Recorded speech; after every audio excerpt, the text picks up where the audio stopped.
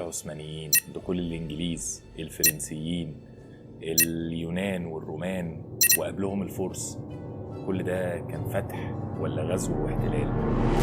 شوف يا صاحبي، كلهم بيمشي عليهم نفس الكلام اللي جاي ده.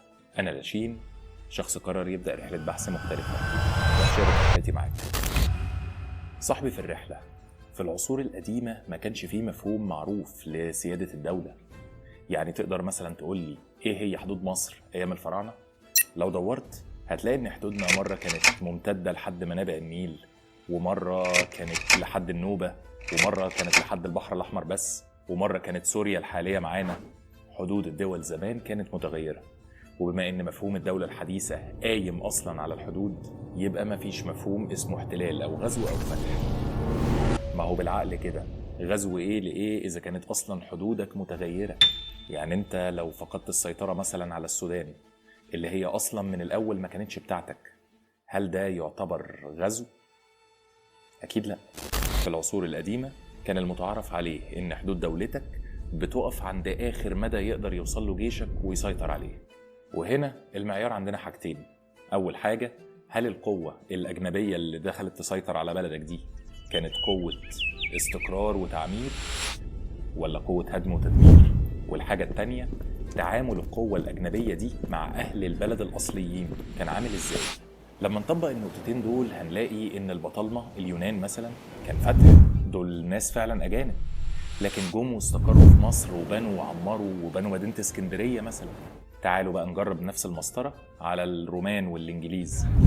الرومان اعتبروا مصر شونة قمح، والإنجليز اعتبروها مزرعة قطن. في الحالتين لا الروماني بقى مصري ولا الإنجليزي يناسب الصعايدة. فضلوا قوة قهر بتستنزف الموارد وتمشي. عشان كده الحكم هنا سهل، ده احتلال صريح، ومقاومة المصريين ليهم تشهد بده، اللي ما كانتش مقاومة على أساس ديني بالمناسبة، لأنها استمرت حتى بعد اعتناق الرومان للمسيحية. طيب نيجي بقى للجزء الشائك، دخول العرب لمصر. الروايات هنا مختلفة. في الرواية المدرسية اللي بتقول إن المصريين رحبوا بالعرب لأنهم هيخلصوهم من الرومان وظلمهم، وفي روايات بتتكلم عن حرب ومقاومة بين العرب والمصريين الأقباط.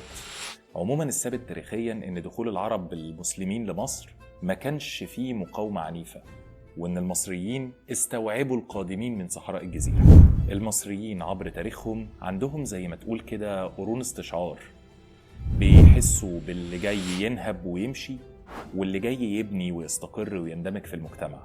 العرب اندمجوا واستقروا، عشان كده بنقول عليه فتح، لأن نتيجته كانت بقاء مش فناء. ما تنساش ان المصريين تعدادهم ساعتها كان حوالي 2 مليون، والقوة العسكرية اللي جاية مع عمرو بن العاص نفسها كانت من 4000 ل 8000 بس. يعني المصريين لو طلعوا عليهم بالطوب والنبل كانوا بدو. وده ما حصلش تاريخيا.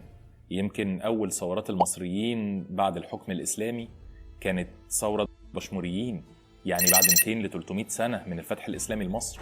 ودي ما كانتش ثورة أو مقاومة ضد احتلال أجنبي بمعناها المعروف، على قد ما هي كانت اعتراض من المصريين على سياسات فرض الضرائب وقتها. بالتالي ما أقدرش أقول عليه غزو أو احتلال، لأن مصر كانت محتلة فعلا في الوقت ده من الرومان لو تفتكر. عشان كده المؤرخين بيسموه فتح، لأنه فتح باب لتغيير هوية المكان برضا أهله، مش مجرد تبديل الأعلام فوق السرايا. طيب والعثمانيين؟ هنا عندنا شهادتين، واحدة فيهم من ابن إياس وهو مؤرخ مصري عاصر دخول العثمانيين، ودي كلماته بالظبط. بيوصف صباح دخول العثمانيين القاهرة وبيقول: وفي ثاني يوم من دخول ابن عثمان إلى مصر وقع في القاهرة نهب عظيم وقتل ونهب وسلب من العثمانية. ووصف قتل طومانضاي وتعليق جثته. ولما شنقوا طومانضاي على باب زويلة بقي معلقا 3 أيام، واجتمع الخلق من أهل مصر يتفرجون عليه، وقد تغير وجهه وسال دمه على الأرض. وعم الحزن في القاهرة وتأسفوا على ملكه، وعمتهم الغموم وبكوا عليه بكاء كثيرا. ثم إن العثمانية ما برحوا في نهب القاهرة ومصر المحروسة، وأخذوا من الناس الأموال وفرضوا الإتاوات وضربوا الناس بالمقارع، وصار الناس في شدة عظيمة لم يعهدوا مثلها. وأهان العثمانية أعيان مصر وأمراءها، وأخذوا أموالهم وديارهم، ونفوا من نفوا وقتلوا من قتلوا. حتى خلت البلاد من أهلها وخواصها. أهمية شهادته إنها جاية من شاهد عيان معاصر للحدث نفسه. نقطة ضعفها إن ابن إياس كان ميال شوية للمماليك، وده يمكن اللي أثر في حكمه شوية. وفي بقى عندنا رواية المؤرخين العثمانيين لنفس الفترة زي سادات جلبي وعاشق باشزادة ومحمد باشا. مين محمد باشا ده؟ المؤرخين العثمانيين كتبوا من داخل الدولة المنتصرة، واللي اعتبروها كانت بداية توحيد العالم الإسلامي. عشان كده رؤيتهم مختلفة تماما. دخول العثمانيين كان فتحا وليس احتلالا. كلمتهم المعتادة فتح مصر، ضم الله هذه البلاد إلى سلطان المسلمين، كسر دولة الظلم اللي هي دولة المماليك. هتلاقي الرواية كلها شرعية ودينية ووحدنا العالم الإسلامي والحاجات دي. المؤرخ العثماني دايما بيصور المماليك إنهم أرهقوا الشعب بالضرائب وسقطوا أخلاقيا وتراجعوا عسكريا وانتهزموا قدام البرتغاليين والحاجات اللي شبه كده. وبالتالي دخول العثمانيين كان تصحيح للوضع من وجهة نظره. والرواية العثمانية يا إما بتتجاهل أحداث النهب تماما، يا إما بتصيغه أكنه أضرار جانبية، يعني تصرفات فردية ما هيش حاجة من الجيش النظامي، ما هيش أوامر، أو بتقضيها بقى رمي بلا على المماليك الهربانين، هم دول اللي نهبوا وهم دول اللي عملوا. وجهة النظر العثمانية بتركز على وحدة الشعوب الإسلامية، لكن هي بتهمل الأثر المباشر على الشعوب دي. طيب وعلى أرض الواقع بقى يا عم لاشين، هقول أولا مفيش أثر واحد يوحد ربنا بناه العثمانيين. مش غريبة شوية إن ناس سيطروا على مصر حوالي 400 سنة كاملة محدش فيهم بنى جامع يوحد ربنا، ولا مشروع ري مثلا، ولا مستشفى.